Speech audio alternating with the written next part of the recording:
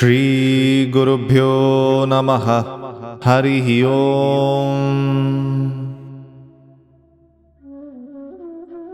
Vasishtha continued. The impure mind sees a ghost where there is just a post and pollutes all relationships, creating suspicion amongst friends and making enemies of them. Even as a drunken man sees the whole world is revolving around him, a distressed mind turns food into poison and causes distress, disease and death.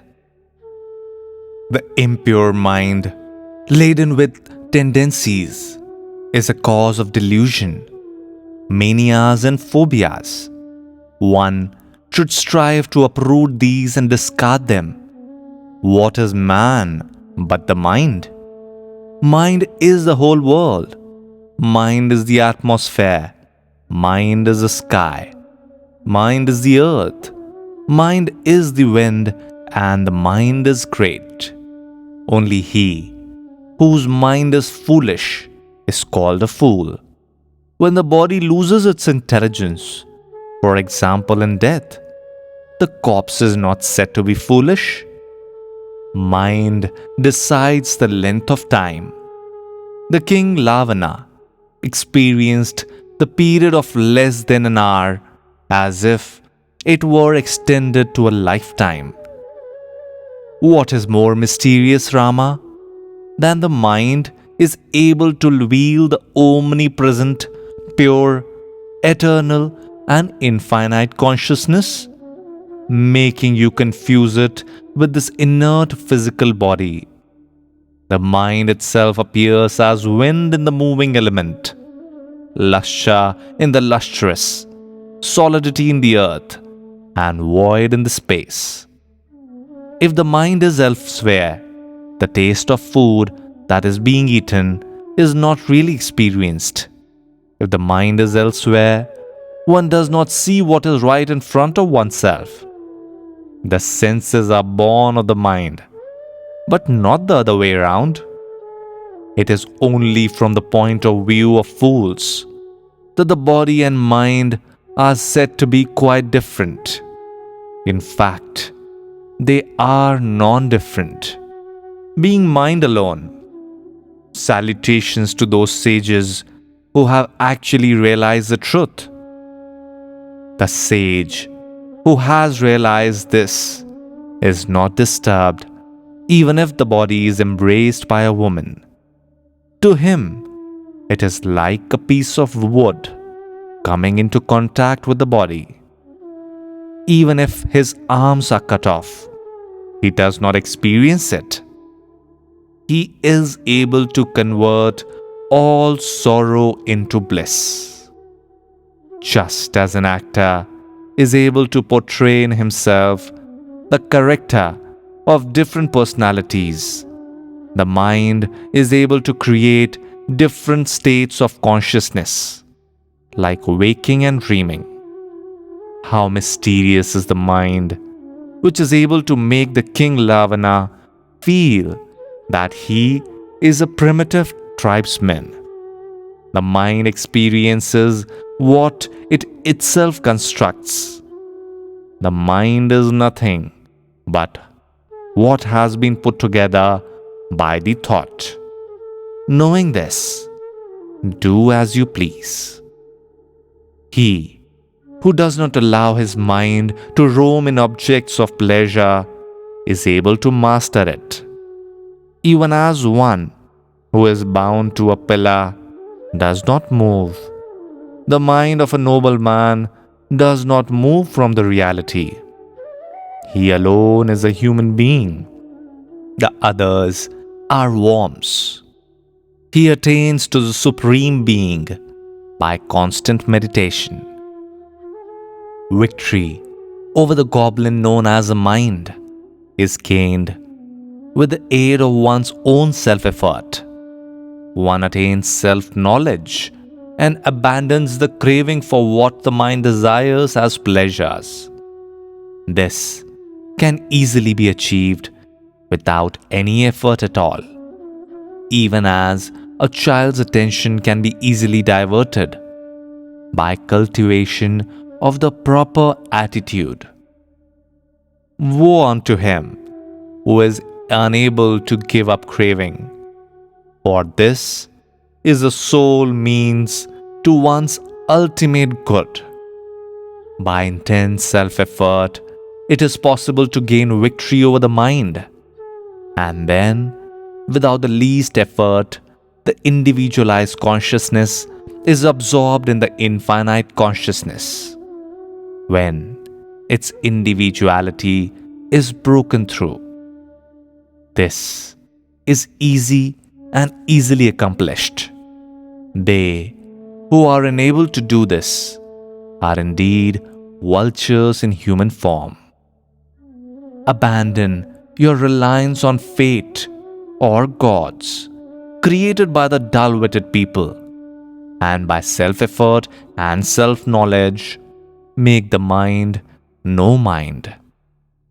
Let the infinite consciousness swallow, as it were, the finite mind, and then go beyond everything. With your intelligence united with the Supreme, hold on to the Self, which is imperishable. When the mind is thus conquered by remaining completely unagitated, you will consider even the conquest of the three worlds as worthless. This does not involve studying the scriptures or rising or falling, nothing but self-knowledge. Why do you consider it difficult?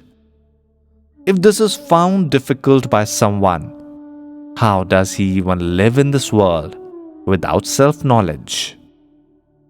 One who knows the deathless nature of the self is not afraid of death, nor is he affected by separation from friends and relations.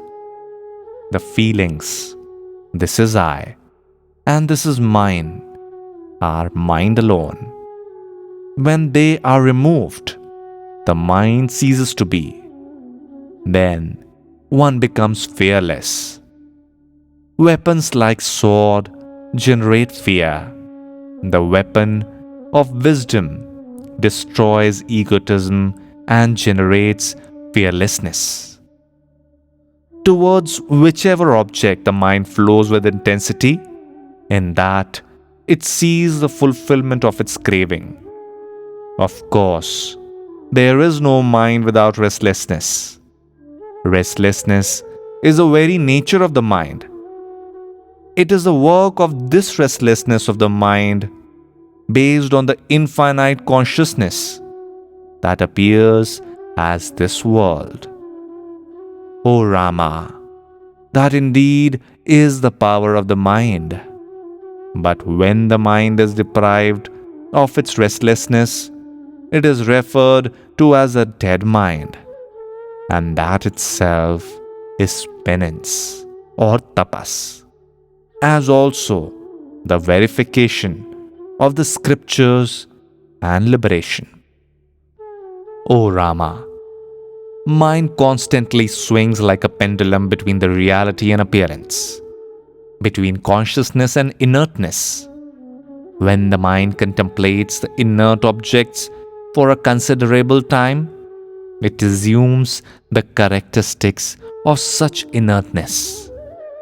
When the same mind is devoted to the inquiry and wisdom, it shakes off the conditioning and returns to its original nature as pure consciousness. The psychological tendency or mental disposition or mental conditioning is unreal, yet it does not arise in the mind. The product of ignorance is really only the ignorant person. To the wise, it is just a verbal expression, just as one speaks of the barren woman's son. Do not remain ignorant, O Rama, but strive to be wiser by renunciating the mental conditioning. You are not the doer of any action here, O Rama. So why do you assume doership? When one alone exists, who does what and how? Do not become inactive either, for what is gained by doing nothing? What has to be done has to be done. Therefore, rest in the self. Even while doing all the actions natural to you, if you are unattached to those actions, you are truly not the doer. If you are doing nothing and are attached to that non-doership, then you become the doer. When all this world is like the juggler's trick, what is to be given up and what is to be sought? The seed of this world appearance is ignorance. This ignorance or mental conditioning is acquired by man effortlessly, and it seems to promote pleasure. But in truth, it is the giver of grief. It creates a delusion of pleasure only by the total veiling of self-knowledge.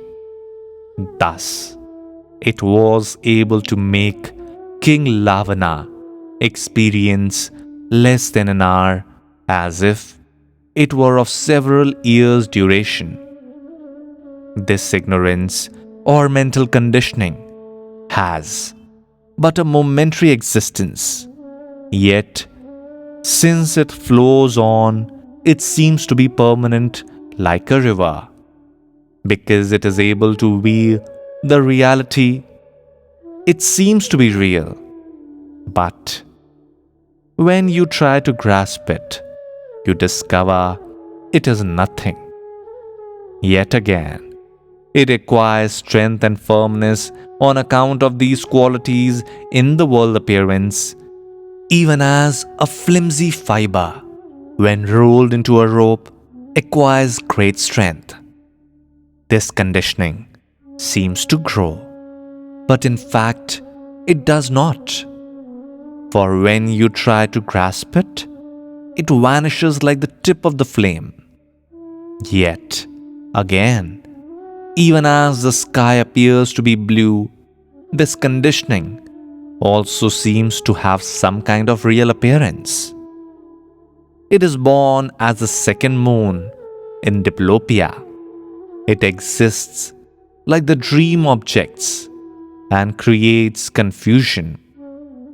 Even as people sitting in a moving boat sees the shore moving. When it is active, it creates a delusion of long dream of world appearance. It perverts all relationships and experiences. It is this ignorance or mental conditioning that is responsible for the creation and perception of duality and of the division and of subsequent confusion of perception and experience. When this ignorance or mental conditioning is mastered by becoming aware of its unreality, mind ceases to be, even as when water ceases to flow, the river dries up. With this, we finish today's chapter. See you again.